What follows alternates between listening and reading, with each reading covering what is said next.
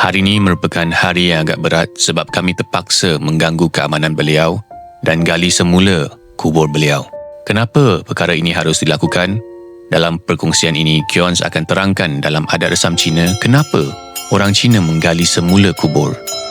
Dalam kepercayaan Cina, sekiranya akar keluarga yang bermaksud tapak persemadian, sama ada atuk nenek atau ibu bapa kita, berlakunya apa-apa kekacauan, cucu cicit tidak akan tenang dan banyak cabaran hidup.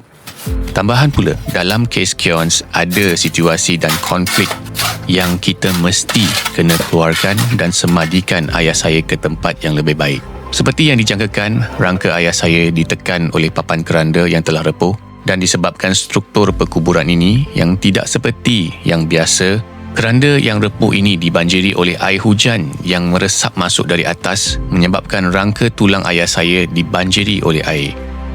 Setelah proses mengutip tulang mendiang ayah saya siap, ia dimasukkan ke dalam kebuk pembakaran yang menggunakan suhu pembakaran yang tinggi untuk mengeringkan sepenuhnya tulang beliau. Ianya kemudian akan diuruskan dan dimasukkan ke dalam bekas khas dan pihak petugas kemudian menunjukkan keadaan mendiang yang baru kepada kami.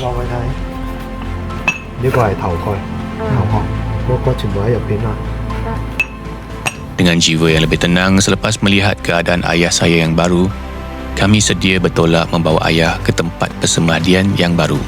Dalam kepercayaan kebanyakan orang Cina, menjaga keamanan keluarga yang telah meninggal itu sangat-sangat penting. Tempat baru yang kami pilih lebih tenang keadaannya, terlindung, bersih dan dijaga sentiasa.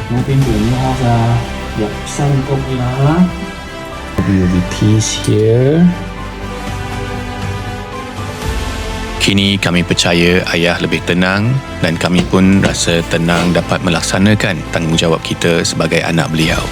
Itulah yang terbaik kami boleh buat untuk ayah.